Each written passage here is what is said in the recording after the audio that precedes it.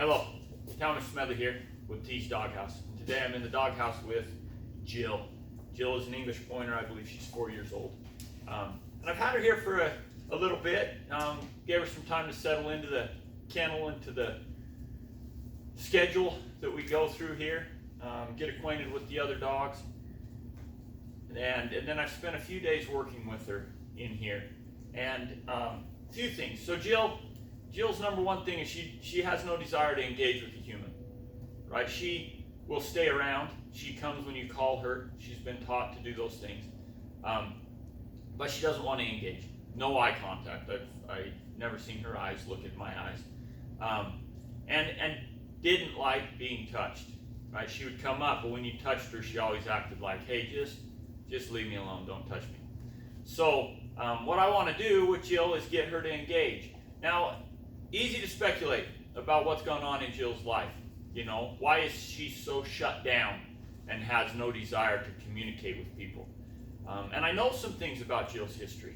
You know, I know that she was raised in a situation where she wasn't given any human interaction. But I guess my point with this discussion isn't what Jill's been through. It's how little it matters what Jill's been through.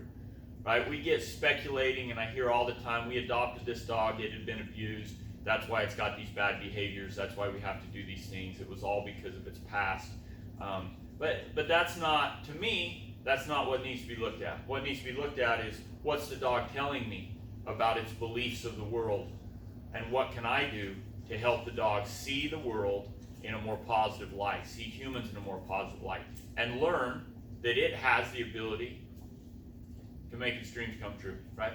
It can learn to look to humans for leadership, guidance, for its needs to be met, and for its dreams to come true. Because those dogs function well in society. Those dogs end up being able to find a new home when they need a new home. You know, things happen. Dogs have to be able to bounce, and they can bounce way better if they look to humans for leadership, guidance, for their needs to be met, and their dreams to come true. However, in order for that to happen, they have to be willing to look to humans. They have to see humans as a beneficial part of their life. And that's what I'm trying to do with Jill. So, and I feel like I'm making some progress. So, to try to move along, because I get long-winded, I'll show you some of the things that we've accomplished with Jill and talk about what I'm going to do to try to accomplish more. Okay. Number one thing, when I got Jill in here, not only did she not want to be touched, but she had zero desire to get on these pedestals. That was a scary thing. She did not want to get up there, right? So I would have to just get her and lift her up onto that pedestal. This morning was a breakthrough, because this morning when we came in here, I just let her into the shop. She wasn't on the lead. She just came in and jumped up on the pedestal, right? And that was exciting for me because it was a volunteer. It was a volunteer action. She volunteered something I'd been doing with her before, which means that she is understanding that it's a positive thing.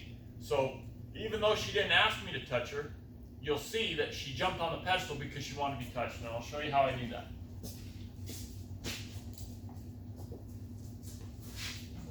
Good. Okay, so what I've been doing with Jill is I've been bringing her in and I've been putting her up on the pedestal.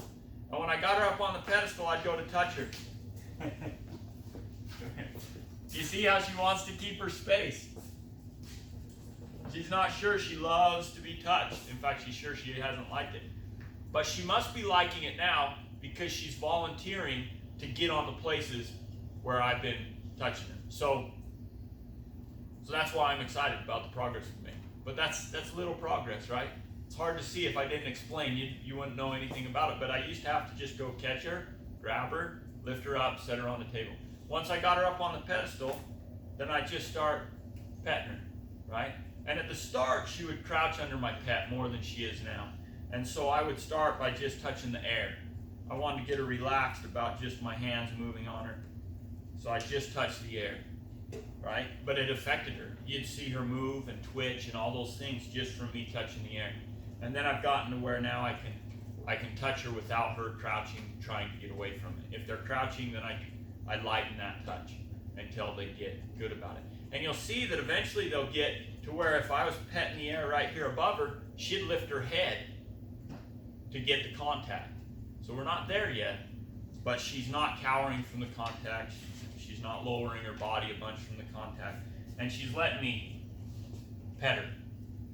So I want to pet her just all over. I want to know that I can touch her just however I want. I want her to feel confident that my touch is kind and that it's safe to allow me to do those things.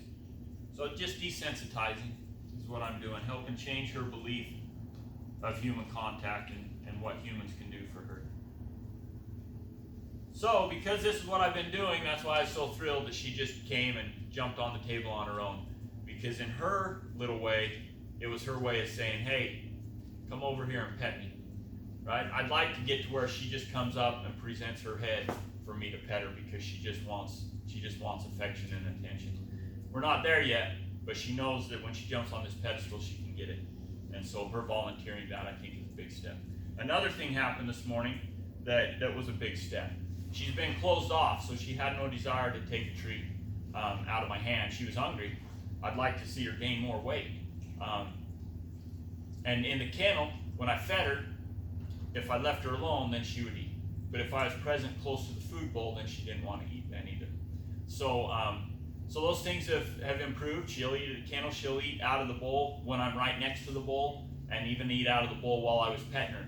So those are the steps that I've taken to get to where I am today.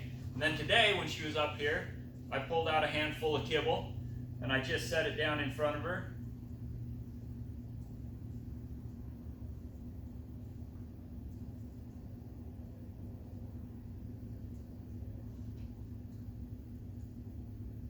Maybe I'm not going to get it now. But she ate a handful of kibble for me. So that was a very positive thing. And I think I'll make a few videos of Jill in the upcoming time that I have her so that you can kind of see the progress. I don't know how many I'll be able to make, but hopefully I can show you Jill making some more progress.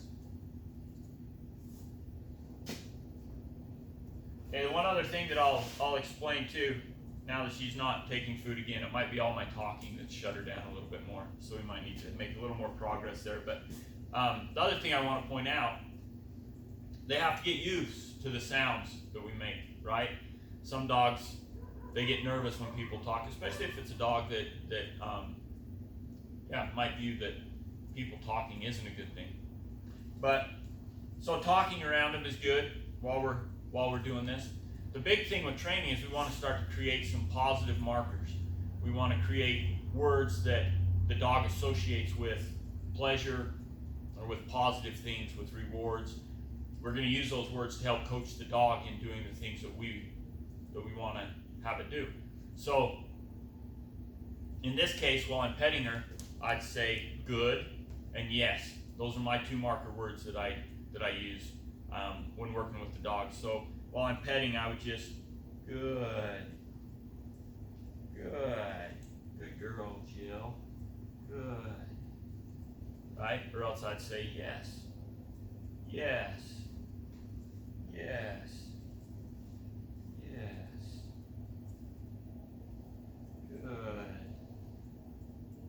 yes.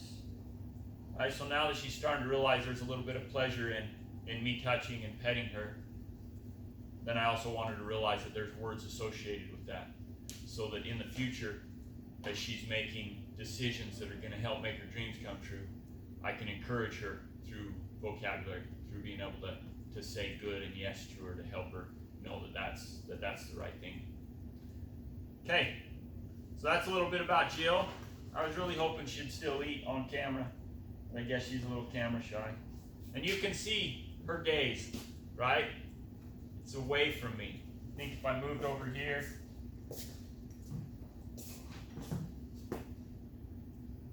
you see that? That's definitely not a dog that looks to humans. That tells us a lot about the dog, that it's not really comfortable with the role of humans. Those are the things we're going to change. So thanks for joining me. Hopefully that gives you a little bit of insight at where sometimes we begin with these dogs. And I'll make some videos of Jill that show where we're getting. Thanks for joining me. Until next time.